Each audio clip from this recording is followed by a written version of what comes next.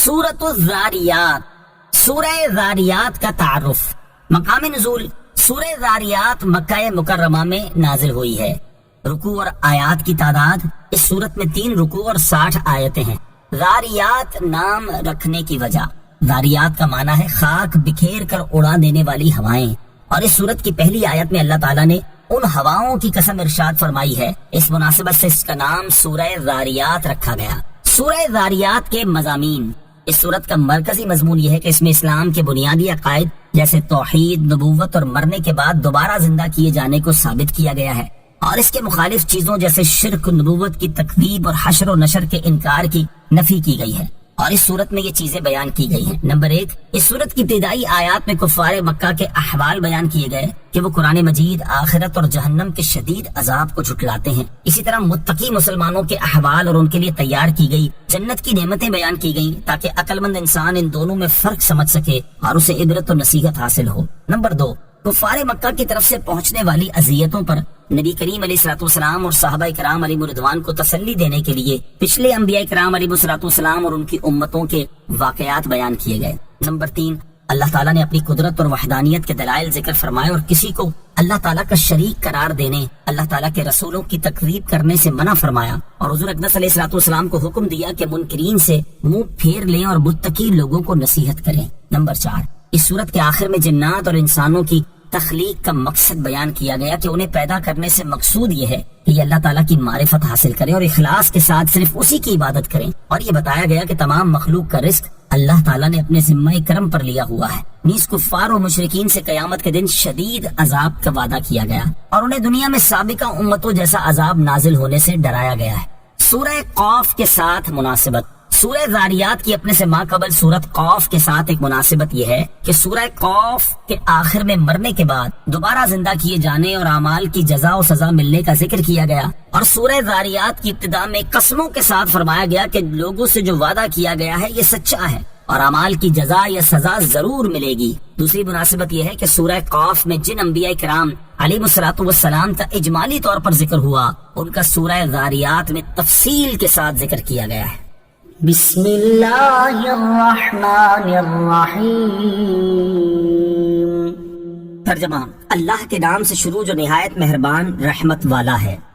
والذاریات ذروا فالحاملات وقرا فالجاریات یسرا فالمقسمات امرا۔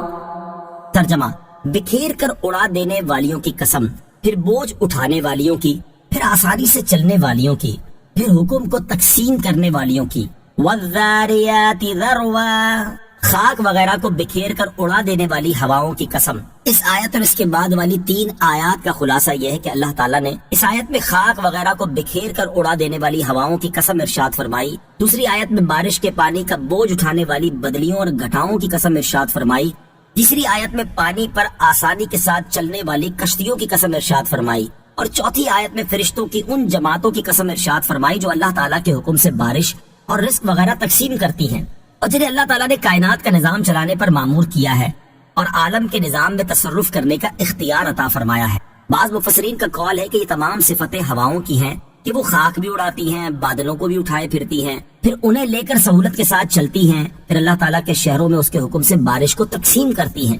یاد رہے کہ ان چیزوں کی قسم ارشاد فرمانے کا اصلی مقصود اس چیز کی عظمت بیان کرنا ہے جس کے ساتھ قسم ارشاد فرمائی گئی، کیونکہ یہ چیزیں اللہ تعالیٰ کی قدرت کے کمال پر دلالت کرنے والی ہیں، اور ان چیزوں کو بیان فرما کر ارباب دانش کو موقع دیا جا رہا ہے کہ وہ ان میں غور کر کے مرنے کے بعد دوبارہ زندہ کیے جانے اور آخرت میں اعمال کی جزا ملنے پر استدلال کریں کہ جو قادر برحق ایسے عجیب و غریب امور پر قدرت رکھتا ہے تو وہ اپنی پیدا کی ہوئی چیزوں کو فنا کرنے کے بعد دوبارہ ہستی عطا فرمانے پر بھی بے شک قادر ہے۔ انما توعدون لصادق وان الدین لواقع۔ ترجمہ، بے شک جس کی تمہیں وعید سنائی جا رہی ہے وہ ضرور سچ ہے اور بے شک بدلہ دیا جانا ضرور واقع ہونے والا ہے۔ انما توعدون، بے شک جس کی تمہیں وعید سنائی جا رہی ہے۔ اس آیت اور اس کے بعد والی آیت کا خلاصہ یہ ہے کہ اللہ تعالیٰ نے ہواؤں، بدلیوں، کشتیوں اور فرشتوں کی قسم یاد کر کے فرمایا کہ اے لوگو، بے شک مرنے کے بعد زندہ کیے جانے اور اعمال کی جزا ملنے کی جس بات کا تم سے وعدہ کیا جا رہا ہے، عذاب کی جو وعید سنائی جا رہی ہے، وہ ضرور سچ ہے اور اس میں جھوٹ کا امکان بھی نہیں ہے، اور بے شک قیامت کے دن انصاف ضرور ہونا ہے اور حساب کے بعد نیک اور برے اعمال کا بدلہ ضرور ملنا ہے۔ والسماء ذات الحبك إنكم لفي قول مختلف۔ ترجمہ، راستوں والے آسمان کی قسم تم طرح طرح کی بات میں ہو۔ والسماء ذات الحبك، راستوں والے آسمان کی قسم۔ اس آیت کے آخری لفظ ذات الحبك کا ایک معنی ہے زینت والا اور دوسرا معنی ہے راستوں والا۔ ان دونوں معنی کے اعتبار سے اس آیت اور اس کے بعد والی آیت کا خلاصہ یہ ہے کہ اس حسن و جمال والے آسمان کی قسم جسے ہم نے ستاروں سے مزین فرمایا، یا سیاروں کی گردش کے راستوں والے آسمان کی قسم۔ اے اہل مکہ، تم نبی کریم علیہ الصلوۃ والسلام کی شان میں اور قرآن پاک کے بارے میں مختلف باتوں کے قائل ہو۔ کبھی رسول کریم علیہ الصلوۃ والسلام کو جادوگر کہتے ہو، کبھی شاعر، کبھی کاہن اور کبھی مجنون کہتے ہو، معاذ اللہ تعالی۔ اسی طرح قرآن کریم کو بھی کبھی جادو بتاتے ہو، کبھی شعر، کبھی کہانت اور کبھی اگلوں کی داستانیں کہتے ہو۔ يؤفك عنه من أفك۔ ترجمہ، اس قرآن سے وہی اوندھا کیا جاتا ہے جو اوندھا ہی کر دیا گیا ہو۔ یؤفک عنہ، اس قرآن سے وہی اوندھا کیا جاتا ہے۔ تاجدار رسالت صلی اللہ تعالی علیہ وسلم کے زمانے کے کفار جب کسی کو دیکھتے کہ وہ ایمان لانے کا ارادہ کر رہا ہے تو اس کے پاس جا کر نبی کریم علیہ الصلوۃ والسلام کے بارے میں کہتے کہ تم ان کے پاس کیوں جاتے ہو، وہ تو شاعر ہیں، جادوگر ہیں اور جھوٹے ہیں معاذ اللہ۔ اور اسی طرح قرآن پاک کے بارے میں کہتے کہ وہ شعر ہے، جادو ہے اور جھوٹ ہے معاذ اللہ۔ تو اس آیت میں اللہ تعالیٰ اپنے حبیب علیہ الصلوۃ والسلام کو تسلی دیتے ہوئے ارشاد فرماتا ہے کہ اے پیارے حبیب صلی اللہ تعالی علیہ وآلہ وسلم، آپ ان کی حرکتوں سے غمزدہ نہ ہوں۔ آپ پر اور اس قرآن پر ایمان لانے سے اسی کا منہ پھیر دیا جاتا ہے جس کی قسمت میں ہی ہدایت سے منہ پھیر دیا جانا ہو۔ جو ازل سے ہی محروم ہے وہی اس سعادت سے محروم رہتا ہے اور وہی بہکانے والوں کے بہکاوے میں آتا ہے۔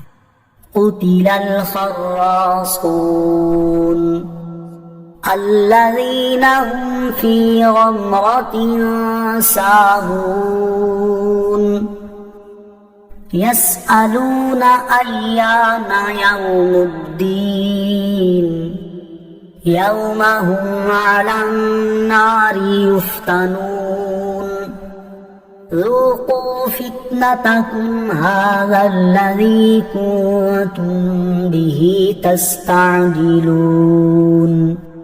ترجمہ، جھوٹے اندازے لگانے والے مارے جائیں جو نشے میں بھولے ہوئے ہیں، پوچھتے ہیں کہ بدلے کا دن کب ہوگا۔ یہ اس دن واقع ہوگا جس دن وہ آگ پر تپائے جائیں گے اور فرمایا جائے گا اپنا عذاب چکھو۔ یہ وہی عذاب ہے جس کی تم جلدی مچاتے تھے۔ قتل الخراصون، جھوٹے اندازے لگانے والے مارے جائیں۔ اس آیت اور اس کے بعد والی 4 آیات کا خلاصہ یہ ہے کہ جھوٹے اندازے لگانے والے مارے جائیں جو جہالت کے نشے میں آخرت کو بھولے ہوئے ہیں اور وہ نبی کریم علیہ الصلوۃ والسلام سے حصول علم کے ارادے سے نہیں بلکہ مذاق اڑانے اور جھٹلانے کے طور پر پوچھتے ہیں کہ انصاف کا دن کب آئے گا۔ کفار نے جس انداز میں سوال کیا تھا اسی کے مطابق انہیں جواب دیتے ہوئے اللہ تعالیٰ نے ارشاد فرمایا کہ انصاف کا دن وہ ہوگا جس دن انہیں آگ پر تپایا جائے گا اور انہیں عذاب دیا جائے گا اور ان سے فرمایا جائے گا کہ اب اپنا عذاب چکھو۔ یہ وہی عذاب ہے جس کے آنے کی تم جلدی مچاتے تھے اور دنیا میں مذاق اڑاتے ہوئے میرے حبیب علیہ الصلوۃ والسلام سے کہا کرتے تھے کہ وہ عذاب جلدی لے آؤ جس کا آپ ہمیں وعدہ دیتے ہو۔ ان آیات سے اللہ تعالیٰ کی بارگاہ میں حضور اقدس علیہ الصلوۃ والسلام کا مقام اور مرتبہ بھی ظاہر ہوتا ہے کہ جب کفار نے آپ علیہ الصلوۃ والسلام کی شان میں گستاخی کی تو اللہ تعالیٰ نے خود بڑے پرجلال انداز میں کفار کو ان کی گستاخی کا جواب دیا۔ سبحان اللہ۔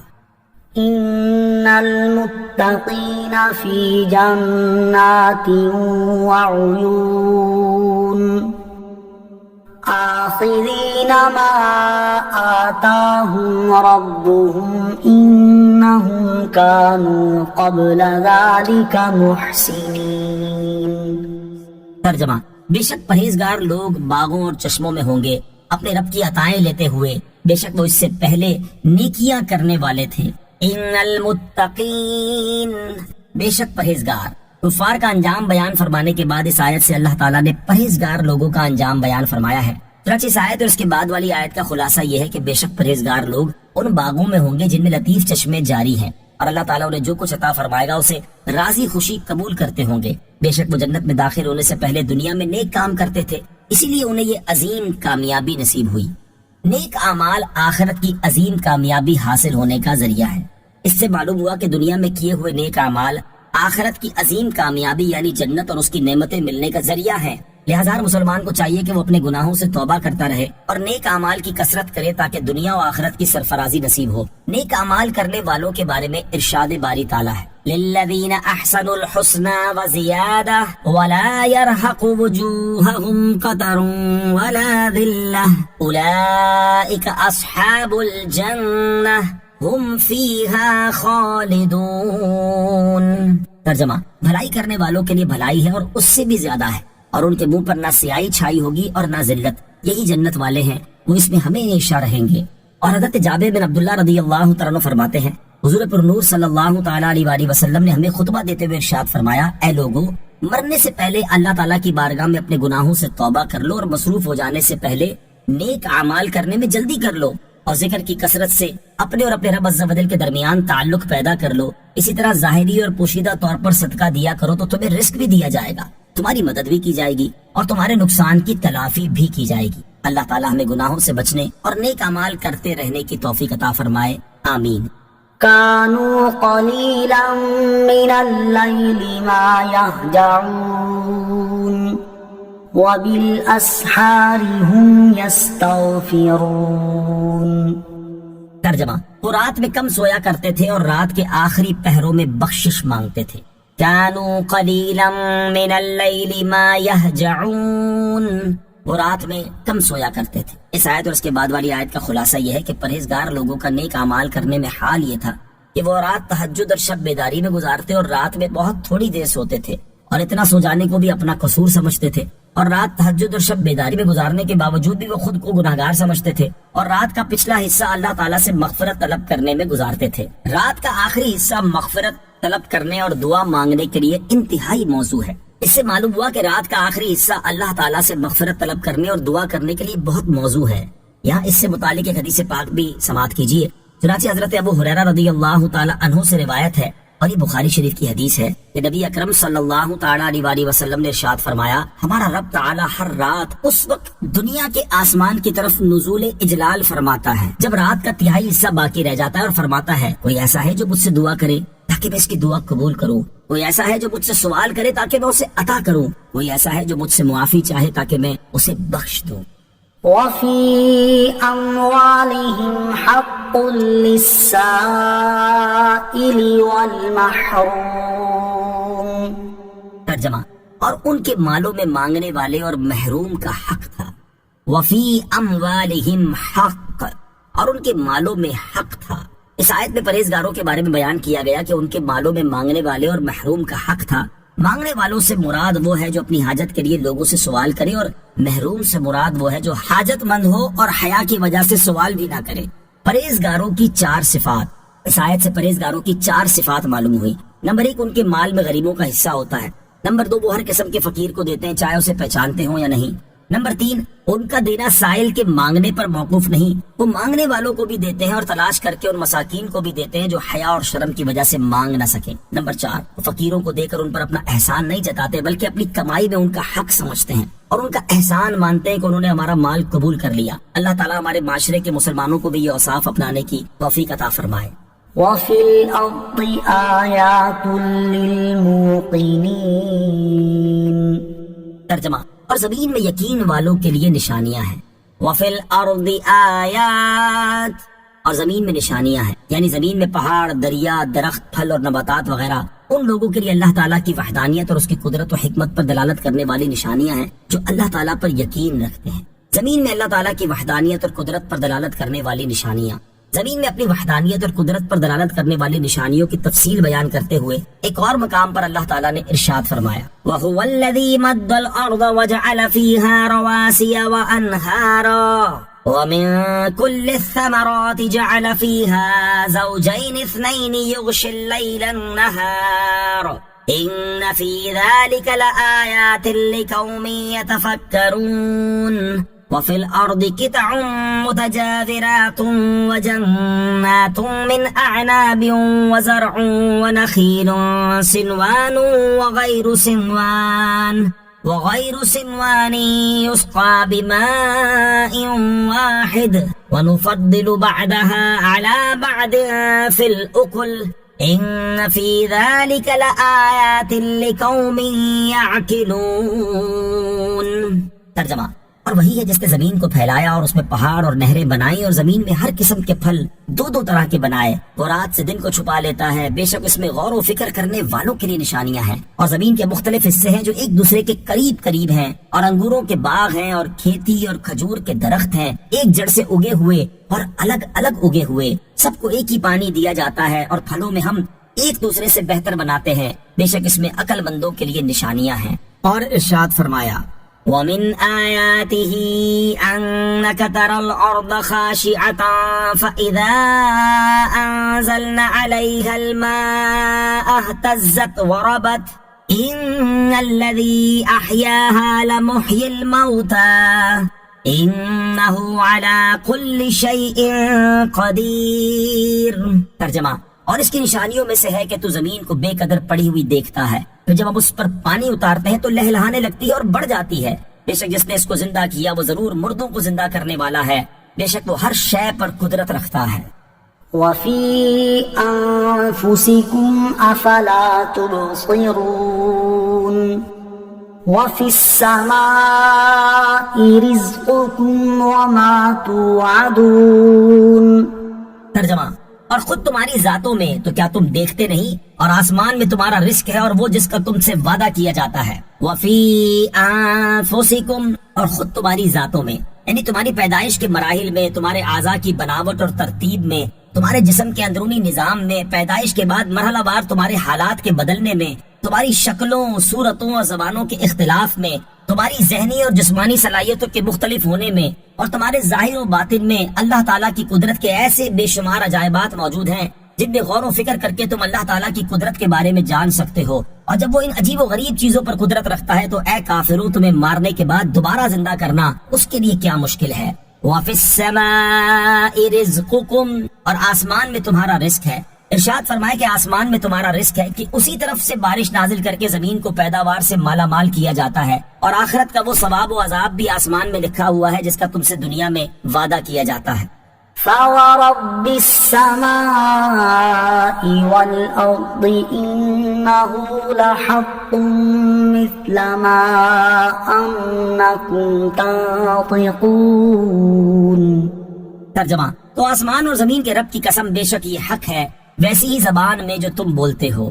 فَوَرَبِّ السَّمَاءِ وَالْأَرْضِ، تو آسمان اور زمین کے رب کی قسم۔ اس آیت کی ایک تفسیر یہ ہے کہ آسمان اور زمین کے رب کی قسم، بے شک یہ قرآن حق ہے اور اللہ تعالیٰ کی طرف سے نازل ہونے والے فرشتے نے اسے اسی زبان میں بیان کیا ہے جو تم بولتے ہو۔ دوسری تفسیر یہ ہے کہ اے لوگو، آسمان اور زمین کے رب کی قسم، میں نے تم سے جو بات کہی کہ تمہارا رزق آسمان میں ہے، یہ ویسے ہی حق ہے جیسے تمہارے نزدیک وہ بات حق ہے جو تم قسم کھا کر کہتے ہو۔ تیسری تفسیر یہ ہے کہ آسمان اور زمین کے رب کی قسم، بے شک تم سے جو آخرت کے ثواب اور عذاب کا وعدہ کیا جا رہا ہے، یہ ویسے ہی حق ہے جیسے تمہارے نزدیک وہ بات حق ہے جو تم قسم کھا کر کہتے ہو۔ هل أتاك حديث ضيف إبراهيم المكرمين؟ ترجمہ، اے حبیب، کیا تمہارے پاس ابراہیم کے معزز مہمانوں کی خبر آئی؟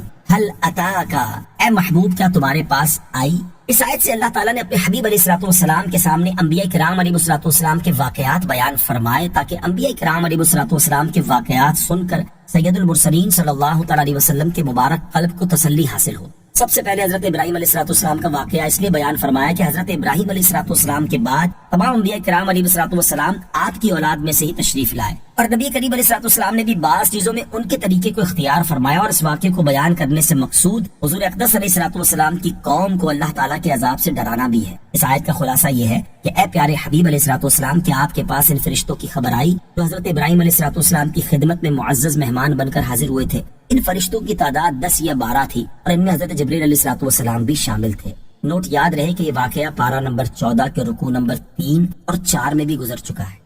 إذ دخلوا عليه فقالوا سلاما قال سلام قوم منكرون۔ ترجمہ، جب وہ اس کے پاس آئے تو کہا سلام، ابراہیم نے فرمایا سلام، اجنبی لوگ ہیں۔ اذ دخلوا علیہ، جب وہ اس کے پاس آئے، جب فرشتے حضرت ابراہیم علیہ الصلوۃ والسلام کے پاس آئے تو انہوں نے کہا سلام۔ حضرت ابراہیم علیہ الصلوۃ والسلام نے بھی جواب میں سلام فرمایا اور کہا کہ یہ اجنبی لوگ ہیں۔ یا آپ نے دل میں فرمایا کہ میں ان سے واقف نہیں، منکر بمانا اجنبی ہے، اس لیے قبر کے فرشتوں کو منکر و نکیر کہا جاتا ہے کہ وہ اجنبی ہوتے ہیں۔ آیت اذ دخلوا علیہ فقالوا سلاما سے معلوم ہونے والے مسائل۔ اس آیت سے دو مسئلے معلوم ہوئے۔ نمبر ایک، سلام بڑی پرانی سنت ہے کہ دوسرے انبیاء کرام علیہ السلام کے دین میں بھی تھی، بلکہ حدیث مبارک سے ثابت ہے کہ سلام کا طریقہ حضرت آدم علیہ السلام کے سامنے پیش کیا گیا۔ نمبر دو، آنے والا بیٹھے ہوئے کو سلام کرے، خاص سارے لوگ سلام کریں یا ان میں سے ایک، ظاہر یہ ہے کہ یہاں سب نے سلام کیا۔ فراغ إلى أهله فجاء بعجل سمين فقربه إليهم قال ألا تأكلون فأوجس منهم خيفة قالوا لا تخف وبشروه بغلام عليم۔ ترجمہ، پھر ابراہیم اپنے گھر والوں کی طرف گئے تو ایک موٹا تازہ بچڑا لے آئے، پھر اسے ان کے پاس رکھ دیا تو فرمایا کیا تم کھاتے نہیں؟ تو اپنے دل میں ان سے خوف محسوس کیا۔ فرشتوں نے عرض کیا آپ نہ ڈرے، اور انہوں نے اسے ایک علم والے لڑکے کی خوشخبری سنائی۔ فراغ الی اہلہ، پھر ابراہیم اپنے گھر گئے۔ اس آیت اور اس کے بعد والی دو آیات کا خلاصہ یہ ہے کہ سلام کے بعد حضرت ابراہیم علیہ السلام اپنے گھر تشریف لے گئے اور ایک موٹا تازہ اور نفیس بچڑا بھون کر لے آئے، پھر اسے ان مہمانوں کے پاس رکھ دیا تاکہ اسے کھائیں، اور یہ میزبان کے آداب میں سے ہے کہ مہمان کے سامنے کھانا پیش کرے۔ جب ان فرشتوں نے نہ کھایا تو حضرت ابراہیم علیہ السلام نے فرمایا کیا تم کھاتے نہیں؟ فرشتوں نے کوئی جواب نہ دیا تو آپ علیہ السلام نے اپنے دل میں ان سے خوف محسوس کیا۔ حضرت عبداللہ ابن عباس رضی اللہ تعالیٰ عنہما فرماتے ہیں کہ اس وقت آپ کے دل میں یہ بات آئی کہ یہ فرشتے ہیں اور عذاب کے لیے بھیجے گئے ہیں۔ چنانچہ حضرت ابراہیم علیہ السلام کا خوف دیکھ کر فرشتوں نے عرض کی آپ ڈرے نہیں، ہم اللہ تعالیٰ کے بھیجے ہوئے ہیں۔ اور اس کے بعد ان فرشتوں نے حضرت ابراہیم علیہ السلام کو ایک علم والے لڑکے کی خوشخبری سنائی۔ فأقبلت امرأته في صرة فصكت وجهها وقالت عجوز عقيم قالوا كذلك قال ربك إنه هو الحكيم العليم۔ ترجمہ، تو ابراہیم کی بیوی چلاتی ہوئی آئی، پھر اپنے چہرے پر ہاتھ مارا اور کہا کیا بوڑھی مانج عورت بچہ جنے گی؟ فرشتوں نے کہا تمہارے رب نے یوں ہی فرمایا ہے، بے شک وہی حکمت والا علم والا ہے۔ فَأَقْبَلَتِ امْرَأَتُهُ فِي صَرَّةٍ، تو ابراہیم کی بیوی چلاتی ہوئی آئی۔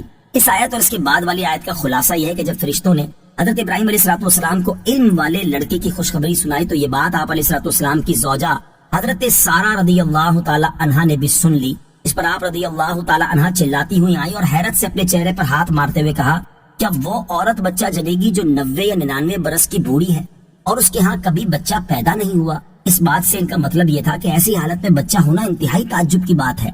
فرشتوں نے کہا جو بات ہم نے کہی آپ کے رب عز و جل نے یوں ہی فرمایا ہے، بے شک وہی اپنے افعال میں حکمت والا ہے اور اس سے کوئی چیز پوشیدہ نہیں۔ قال فما خطبكم أيها المرسلون قالوا إنا أرسلنا إلى قوم مجرمين لنرسل عليهم حجارة من طين مسومة عند ربك للمسرفين۔ ترجمہ، ابراہیم نے فرمایا تو اے بھیجے ہوئے فرشتوں پھر تمہارا کیا مقصد ہے؟ انہوں نے کہا بے شک ہم ایک مجرم قوم کی طرف بھیجے گئے ہیں تاکہ ان پر گارے کے پتھر برسائیں جن پر تمہارے رب کے پاس حد سے بڑھنے والوں کے لیے نشان لگائے ہوئے ہیں۔ قال، ابراہیم نے فرمایا۔ اس آیت اور اس کے بعد والی 3 آیات کا خلاصہ یہ ہے کہ جب حضرت ابراہیم علیہ السلام جان گئے کہ آنے والے مہمان فرشتے ہیں تو آپ علیہ السلام نے ان سے فرمایا اے فرشتوں کیا تم صرف بیٹے کی بشارت دینے آئے ہو یا اس کے علاوہ تمہارا اور بھی کوئی کام ہے؟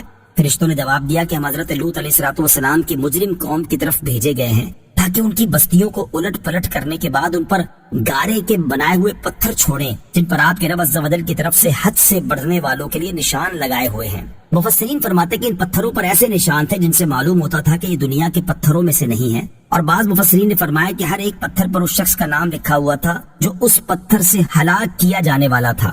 فأخرجنا من كان فيها من المؤمنين فما وجدنا فيها غير بيت من المسلمين. ترجمہ: تو ہم نے اس شہر میں موجود ایمان والوں کو نکال لیا تو ہم نے وہاں ایک ہی گھر مسلمان پایا. فاخرجنا، تو ہم نے نکال لیا. اس آیت اور اس کے بعد والی آیت کا خلاصہ یہ ہے کہ جب اس شہر پر عذاب آیا جس میں حضرت لوط علیہ السلام کی قوم کے لوگ آباد تھے، تو پہلے حضرت لوط علیہ السلام اور ان پر ایمان لانے والے حضرات کو اللہ تعالیٰ نے نکال لیا، اور اس شہر میں ایک ہی گھر کے لوگ مسلمان تھے. ایک قول یہ ہے کہ وہ حضرت لوط علیہ السلام اور آپ کی دونوں صاحبزادیاں تھیں، اور ایک قول یہ ہے کہ حضرت لوط علیہ السلام اور ان کے اہل بیت میں سے جن لوگوں نے نجات پائی ان کی تعداد 13 تھی. وَتَرَكْنَا فِيهَا آيَةً لِلَّذِينَ يَخَافُونَ الْعَذَابَ الْأَلِيمَ. ترجمہ: اور ہم نے اس میں ان لوگوں کے لیے نشانی باقی رکھی جو دردناک عذاب سے ڈرتے ہیں. وَتَرَكْنَا فِيهَا آيَةً، اور ہم نے اس میں نشانی باقی رکھی، یعنی ہم نے حضرت لوط علیہ السلام کی قوم کے اس شہر میں کافروں کو ہلاک کرنے کے بعد ان کی تباہی اور بربادی کی نشانی ان لوگوں کے لیے باقی رکھی جو دردناک عذاب سے ڈرتے ہیں، تاکہ وہ اس سے عبرت حاصل کریں اور ان لوگوں جیسے افعال کرنے سے باز رہیں. اور وہ نشانی ان کے اجڑے ہوئے شہر تھے، یا وہ پتھر تھے جن سے وہ ہلاک کیے گئے، یا وہ کالا بدبودار پانی تھا جو اس سرزمین سے نکلا تھا. لواطت کرنے اور اس کی ترغیب دینے والوں کے لیے نشان عبرت. حضرت لوط علیہ السلام کی قوم جس جرم کی بنا پر تباہ و برباد کر دی گئی اور دنیا میں انہیں عبرت کا نشان بنا دیا گیا، وہ مردوں کا آپس میں اور لڑکوں کے ساتھ بدفعلی کرنا تھا. ان کے دردناک انجام کو سامنے رکھتے ہوئے ان لوگوں کو نصیحت حاصل کرنی چاہیے جو فی زمانہ مردوں کے ساتھ ہم جنس پرستی کرنے اور اس کی ترغیب دینے کے لیے باقاعدہ تقریبات منعقد کرنے اور اسے قانونی جواز مہیا کرنے میں مصروف ہیں. وَفِي مُوسَىٰ إِذْ أَرْسَلْنَاهُ إِلَىٰ فِرْعَوْنَ بِسُلْطَانٍ مُّبِينٍ فَتَوَلَّىٰ بِرُكْنِهِ وَقَالَ سَاحِرٌ أَوْ مَجْنُونٌ. ترجمہ: اور موسیٰ میں بھی نشانی ہے جب ہم نے اسے روشن سند کے ساتھ فرعون کی طرف بھیجا، اور وہ فرعون اپنے لشکر سمیت پھر گیا اور بولا موسیٰ تو جادوگر ہے یا دیوانہ. وفی موسیٰ، اور موسیٰ میں. اس آیت اور اس کے بعد والی آیت کا خلاصہ یہ ہے کہ اللہ تعالیٰ نے حضرت موسیٰ علیہ السلام کے واقعے میں بھی عبرت کی نشانی رکھی ہے، اور ان کا واقعہ یہ ہے کہ جب اللہ تعالیٰ نے حضرت موسیٰ علیہ السلام کو ان روشن معجزات کے ساتھ فرعون کی طرف بھیجا جو آپ علیہ السلام نے فرعون اور اس کی قوم کے سامنے پیش فرمائے، تو فرعون نے اپنی جماعت کے ساتھ حضرت موسیٰ علیہ السلام پر ایمان لانے سے اعراض کیا، اور ان کی شان میں یہ کہنے لگا کہ حضرت موسیٰ علیہ السلام تو جادوگر یا دیوانے ہیں جو مجھ جیسے جابر بادشاہ کا مقابلہ کرنے آئے ہیں. فَأَخَذْنَاهُ وَجُنُودَهُ فَنَبَذْنَاهُمْ فِي الْيَمِّ وَهُوَ مُلِيمٌ. ترجمہ: اور ہم نے فرعون اور اس کے لشکر کو پکڑ کر دریا میں ڈال دیا اس حال میں کہ وہ خود کو ملامت کر رہا تھا. فَأَخَذْنَاهُ وَجُنُودَهُ، اور ہم نے فرعون اور اس کے لشکر کو پکڑا. ارشاد فرمایا کہ جب فرعون اور اس کی قوم نے سرکشی کی تو ہم نے فرعون اور اس کے لشکر کو پکڑ کر دریا میں ڈال دیا، اور اس وقت اس کا حال یہ تھا کہ وہ اپنے آپ کو ملامت کر رہا تھا کہ اس نے رب ہونے کا دعویٰ کیوں کیا، اور وہ کیوں حضرت موسیٰ علیہ السلام پر ایمان نہ لایا اور کیوں ان پر اعتراضات کیے. وَفِي عَادٍ إِذْ أَرْسَلْنَا عَلَيْهِمُ الرِّيحَ الْعَقِيمَ مَا تَذَرُ مِن شَيْءٍ أَتَتْ عَلَيْهِ إِلَّا جَعَلَتْهُ كَالرَّمِيمِ. ترجمہ: اور قوم عاد میں بھی نشانی ہے جب ہم نے ان پر خشک آندھی بھیجی، وہ جس چیز پر گزرتی تھی اسے گلی ہوئی چیز کی طرح کر چھوڑتی. وفی عاد، اور عاد میں. اس آیت اور اس کے بعد والی آیت کا خلاصہ یہ ہے کہ قوم عاد کو ہلاک کرنے میں بھی قابل عبرت نشانیاں ہیں. جب اللہ تعالیٰ نے ان پر خشک آندھی بھیجی جس میں کچھ بھی خیر و برکت نہ تھی، اور یہ ہلاک کرنے والی ہوا تھی، اور یہ ہوا آدمی، جانور یا دیگر اموال میں سے جس چیز کو بھی چھو جاتی تھی تو اسے ہلاک کر کے ایسا کر دیتی تھی کہ گویا وہ مدتوں کی ہلاک شدہ اور گلی ہوئی ہے. نبی اکرم صلی اللہ تعالیٰ علیہ وسلم نے ارشاد فرمایا اللہ تعالیٰ نے قوم عاد پر صرف اس حلقے یعنی انگوٹھی کے حلقے کے برابر ہوا بھیجی. پھر آپ نے ان آیات کی تلاوت فرمائی. اذ ارسلنا علیہم الریح العقیم ما تذر من شیء اتت علیہ الا جعلته كالرمیم. وَفِي ثَمُودَ إِذْ قِيلَ لَهُمْ تَمَتَّعُوا حَتَّى حِينٍ فعتوا عن أمر ربهم فأخذتهم الصاعقة وهم ينظرون فما استطاعوا من قيام وما كانوا منتصرين وقوم نوح من قبل إنهم كانوا قوما فاسقين. ترجمہ: اور سمود میں نشانی ہے جب ان سے فرمایا گیا ایک وقت تک فائدہ اٹھا لو تو انہوں نے اپنے رب کے حکم سے سرکشی کی تو ان کی آنکھوں کے سامنے انہیں کڑکنے آ لیا تو وہ نہ کھڑے ہو سکے اور نہ وہ بدلہ لے سکتے تھے. اور ان سے پہلے قوم نوح کو ہلاک فرمایا، بے شک وہ فاسق لوگ تھے. وفی ثمود، اور ثمود میں. اس آیت اور اس کے بعد والی 2 آیات کا خلاصہ یہ ہے کہ قوم ثمود کو ہلاک کرنے میں بھی عبرت کی نشانیاں ہیں. جب انہوں نے اپنے رب عز و جل کے حکم سے سرکشی کی اور حضرت صالح علیہ السلام کو جھٹلایا اور ان کی اونٹنی کی رگیں کاٹ دی تو ان سے فرمایا گیا کہ 3 دن تک دنیا میں اپنی زندگی سے فائدہ اٹھا لو، یہی زمانہ تمہاری مہلت کا ہے. اور جب 3 دن گزر گئے تو ان کی آنکھوں کے سامنے انہیں کڑکنے آ لیا اور وہ ہولناک آواز کے عذاب سے ہلاک کر دیے گئے. اور عذاب نازل ہونے کے وقت نہ وہ کھڑے ہو کر بھاگ سکے اور نہ ہی وہ اس سے بدلہ لے سکتے تھے جس نے انہیں ہلاک کیا. وقوم نوح من قبل، اور ان سے پہلے قوم نوح کو ہلاک فرمایا، یعنی ہلاک کی جانے والی ان قوموں سے پہلے ہم نے حضرت نوح علیہ السلام کی قوم کو ہلاک کیا. اور انہیں ہلاک کرنے کی وجہ یہ تھی کہ وہ لوگ اللہ تعالیٰ کی قائم کردہ حدود سے تجاوز کر کے کفر اور گناہوں پر قائم رہے. والسماء بنيناها بأيد وإنا لموسعون والأرض فرشناها فنعم الماهدون. ترجمہ: اور آسمان کو ہم نے اپنی قدرت سے بنایا اور بے شک ہم وسعت و قدرت والے ہیں، اور زمین کو ہم نے فرش بنایا تو ہم کیا ہی اچھا بچھانے والے ہیں. وَالسَّمَاءَ بَنَيْنَاهَا بِأَيْدٍ، اور آسمان کو ہم نے اپنی قدرت سے بنایا. یہاں سے اللہ تعالیٰ کی وحدانیت اور قدرت کے دلائل ذکر کیے جا رہے ہیں. اور اس آیت کی ایک تفسیر یہ ہے کہ ہم نے آسمان کو اپنے دستے قدرت سے بنایا اور بے شک ہم اسے اتنی وسعت دینے والے ہیں کہ زمین اپنی فضا کے ساتھ اس کے اندر اس طرح آ جائے جیسے کہ ایک وسیع و عریض میدان میں گیند پڑی ہو. دوسری تفسیر یہ ہے کہ ہم نے آسمان کو اپنے دستے قدرت سے بنایا اور بے شک ہم اپنی مخلوق پر رزق وسیع کرنے والے ہیں. وَالْأَرْضَ فَرَشْنَاهَا، اور زمین کو ہم نے فرش بنایا. اس آیت کا خلاصہ یہ ہے کہ اللہ تعالیٰ نے زمین کو فرش بنایا کہ زمین اس قدر وسیع ہے کہ گول ہونے کے باوجود فرش کی طرح بچھی ہوئی معلوم ہوتی ہے. نیز نہ تو لوہے کی طرح سخت ہے کہ اس پر چلنا پھرنا دشوار ہو جائے اور نہ پانی کی طرح پتلی کہ مخلوق اس میں ڈوب جائے. یہ رب تعالیٰ کی قدرت کی بڑی دلیل ہے. وَمِن كُلِّ شَيْءٍ خَلَقْنَا زَوْجَيْنِ لَعَلَّكُمْ تَذَكَّرُونَ. ترجمہ: اور ہم نے ہر چیز کی 2 قسمیں بنائی تاکہ تم نصیحت حاصل کرو. وَمِن كُلِّ شَيْءٍ خَلَقْنَا زَوْجَيْنِ، اور ہم نے ہر چیز کی 2 قسمیں بنائی. ارشاد فرمایا کہ اور ہم نے ہر چیز کی 2 قسمیں بنائی، جیسے آسمان اور زمین، سورج اور چاند، رات اور دن، خشکی اور تری، گرمی اور سردی، جن اور انسان، روشنی اور تاریکی، ایمان اور کفر، سعادت اور بدبختی، حق اور باطل، نر و مادہ وغیرہ. اور یہ قسمیں اس لیے بنائیں تاکہ تم ان میں غور کر کے یہ بات سمجھ سکو کہ ان تمام قسموں کو پیدا کرنے والی ذات واحد ہے، نہ اس کی نظیر ہے، نہ اس کا شریک ہے، نہ اس کا کوئی مد مقابل ہے اور نہ اس کا کوئی مثل ہے، لہذا صرف وہی عبادت کا مستحق ہے. فی زمانہ سائنس کی تحقیق سے یہ پتہ لگ چکا ہے کہ درخت اور پتھروں میں بھی نر اور مادہ 2 قسمیں ہیں. جب نر درخت سے ہوا لگ کر مادہ درخت کو چھوتی ہے تو پھل زیادہ آتا ہے. اگرچہ نر درخت دور ہو، ان چیزوں کی بھی نسل ہے مگر نسل کا طریقہ جدا گانا ہے. فَفِرُّوا إِلَى اللَّهِ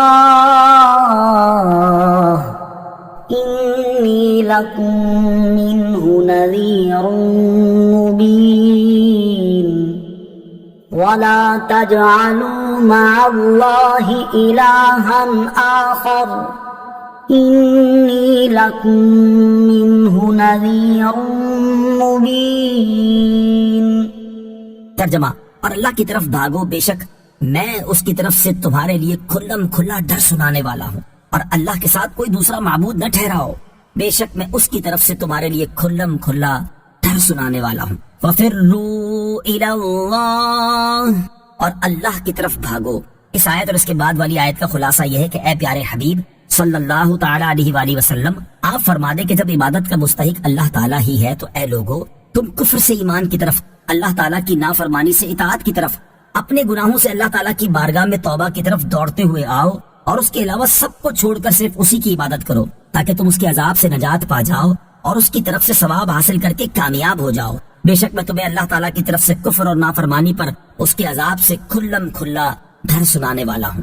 كذلك ما أتى الذين من قبلهم من رسول إلا قالوا ساحر أو مجنون أتواصوا به بل هم قوم طاغون۔ ترجمہ، یوں ہی جب ان سے پہلے لوگوں کے پاس کوئی رسول تشریف لایا تو وہ یہی بولے کہ یہ جادوگر ہے یا دیوانہ۔ کیا انہوں نے ایک دوسرے کو اس بات کی وصیت کی تھی؟ بلکہ وہ سرکش لوگ ہیں۔ کذالک، یوں ہی۔ اس آیت اور اس کے بعد والی آیت کا خلاصہ یہ ہے کہ اے پیارے حبیب صلی اللہ تعالیٰ علیہ وسلم، جیسے آپ کی قوم کے کفار نے آپ کو جھٹلایا اور آپ کی شان میں گستاخی کرتے ہوئے آپ کو جادوگر اور مجنون کہا، ایسے ہی جب کفار مکہ سے پہلے لوگوں کے پاس میری طرف سے کوئی رسول تشریف لایا اور اس نے اپنی قوم کو مجھ پر ایمان لانے اور میری اطاعت کرنے کی دعوت دی تو ان کے بارے میں بھی کفار نے یہی کہا کہ یہ جادوگر یا دیوانہ ہے۔ سابقہ کفار نے اپنے بعد والوں کو یہ وصیت تو نہیں کی کہ تم انبیاء کرام علیہ الصلوۃ والسلام کی تکذیب کرتے رہنا اور ان کی شان میں اس طرح کی باتیں بنانا، لیکن چونکہ سرکشی اور نافرمانی کی علت دونوں میں ہے، اس لیے یہ گمراہی میں ایک دوسرے کے موافق رہے اور اسی چیز نے انہیں اس طرح کی باتیں کرنے پر ابھارا۔ لہٰذا آپ اپنی قوم کو جھٹلانے اور اس طرح کی باتیں کرنے سے غمزدہ نہ ہوں۔ فتول عنهم فما آت بملوم وذكر فإن الذكرى تنفع المؤمنين۔ ترجمہ، تو اے حبیب تم ان سے منہ پھیر لو تو تم پر کوئی ملامت نہیں، اور سمجھاؤ کہ سمجھانا ایمان والوں کو فائدہ دیتا ہے۔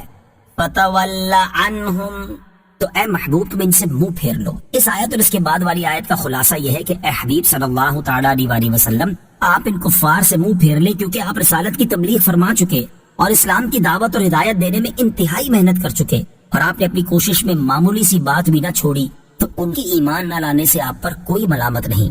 نیکی کی دعوت دینے اور برائی سے منع کرنے کے دو فوائد۔ آیت نمبر 55 سے معلوم ہوا کہ نیک کاموں کی ترغیب دیتے اور برے کاموں سے منع کرتے رہنا چاہیے۔ اس کا ایک فائدہ یہ ہے کہ جسے سمجھایا جائے اس کے بارے میں امید ہوتی ہے کہ وہ برے کام چھوڑ کر نیک کام کرنے لگے گا، اور دوسرا فائدہ یہ ہے کہ نیکی کی دعوت دینے اور برائی سے منع کرنے کی ذمہ داری پوری ہو جاتی ہے۔ سمجھانے اور نصیحت کرنے کے ان فوائد کو قرآن پاک میں ایک اور مقام پر اس طرح بیان کیا گیا ہے کہ وَإِذْ قَالَتْ أُمَّةٌ مِّنْهُمْ لِمَ تَعِظُونَ قَوْمًا اللَّهُ مُهْلِكُهُمْ أَوْ مُعَذِّبُهُمْ عَذَابًا شَدِيدًا قَالُوا مَعْذِرَةً إِلَىٰ رَبِّكُمْ وَلَعَلَّهُمْ يَتَّقُونَ۔ ترجمہ، اور جب ان میں سے ایک گروہ نے کہا تم ان لوگوں کو کیوں نصیحت کرتے ہو جنہیں اللہ ہلاک کرنے والا ہے یا انہیں سخت عذاب دینے والا ہے، انہوں نے کہا تمہارے رب کے حضور عذر پیش کرنے کے لیے اور شاید یہ ڈریں۔ وما خلقت الجن والإنس إلا ليعبدون۔ ترجمہ، اور میں نے جن اور آدمی اسی لیے بنائے کہ میری عبادت کریں۔ وما خلقت الجن والانس الا ليعبدون، اور میں نے جن اور آدمی اسی لیے بنائے کہ میری عبادت کریں۔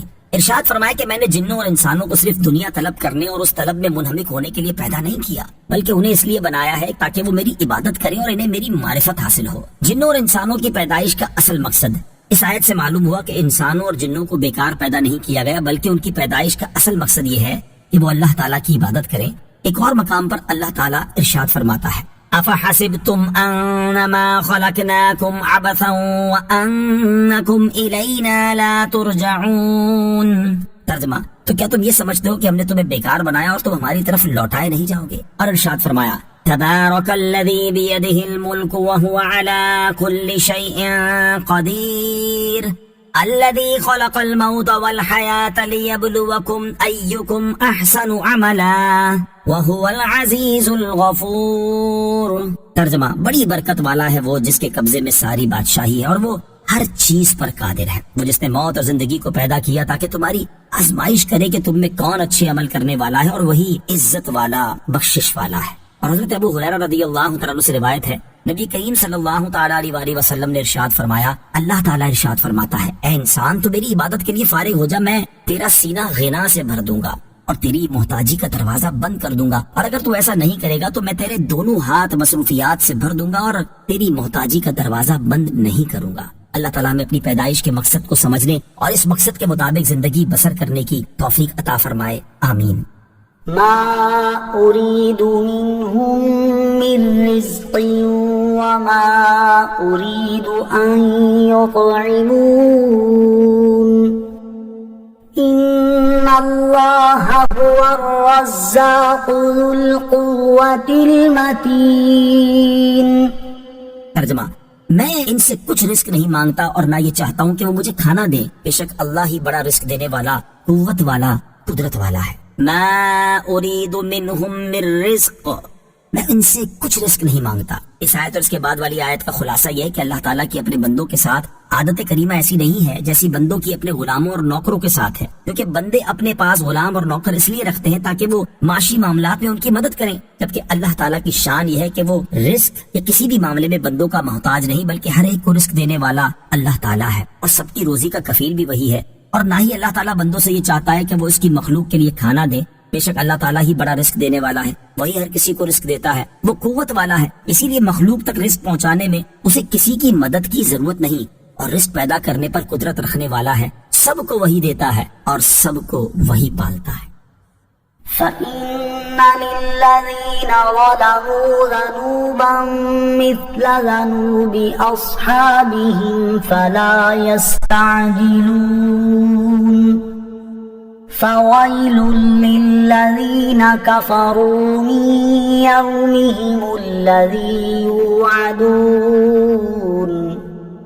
ترجمہ، تو بے شک ان ظالموں کے لیے عذاب کا ایک حصہ ہے، جیسے ان کے ساتھیوں کے عذاب کا حصہ تھا، تو یہ مجھ سے عذاب مانگنے میں جلدی نہ کریں، تو کافروں کے لیے ان کے اس دن سے خرابی ہے جس کی انہیں وعید سنائی جاتی ہے۔ فَإِنَّ لِلَّذِينَ ظَلَمُوا، تو بے شک ان ظالموں کے لیے، ارشاد فرمائے کہ بے شک ان ظالموں کے لیے جنہوں نے رسول کریم علیہ الصلوۃ والسلام کو جھٹلا کر اپنی جانوں پر ظلم کیا، ایسے ہی عذاب کا ایک حصہ ہے جیسے سابقہ امتوں کے کفار کا عذاب اور ہلاکت میں حصہ تھا، جو کہ انبیاء کرام علیہ الصلوۃ والسلام کو جھٹلانے میں ان کے ساتھی تھے۔ لہٰذا اگر میں نے ان سے قیامت تک کے لیے عذاب مؤخر کر دیا ہے تو انہیں چاہیے کہ مجھ سے عذاب نازل کرنے کی جلدی نہ کریں۔